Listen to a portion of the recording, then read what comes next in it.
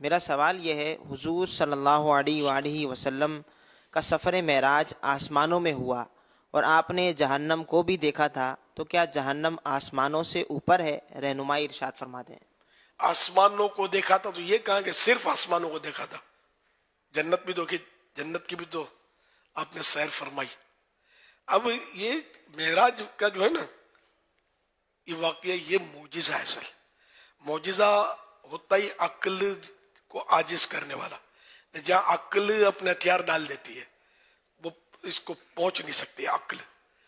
تو یہ اللہ پاک نے معراج کروائی، تو جہنم کو بھی آپ نے دیکھا اللہ کی عطا سے۔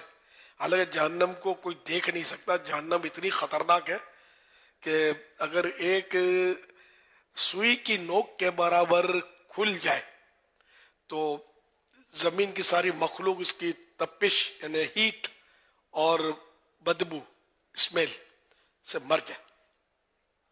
اب یہ کیسی ہوگی، کیسا ہوا جہنم؟ اتنی دور ہے، ساتواں زمینوں کے نیچے، سوئی کے نوک کے برابر کھل جائے تو تباہی مچ جائے نا، ختم کر دے۔ تو اور پیارے آقا صلی اللہ علیہ وسلم نے اس کو دیکھا، تو یہ بھی تو معجزہ ہے، اور کوئی تھوڑی دیکھ سکتا ہے اس کو۔ اللہ پاک ہمیں نہ دکھائے، یعنی ہم اس میں نہ جائیں، ایک لمحے کے کروڑویں حصے کے لیے میں نہ جائیں، ہم برداشت نہیں کر سکتے۔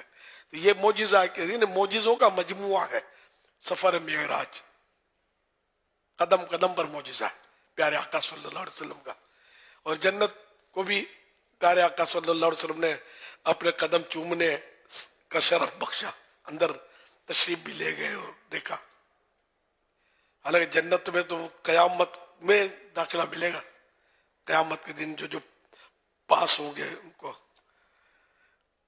اللہ پاک جن پر رحمت فرمائے گا۔ لیکن پیارے آقا صلی اللہ علیہ وسلم کی تو جنت بھی جاگیر ہے، ہم رسول اللہ کے، جنت رسول اللہ کی صلی اللہ علیہ وسلم۔ صلو علی الحبیب صلی اللہ صلی علیہ اللہ علی محمد۔ محمد صلی اللہ علیہ وسلم۔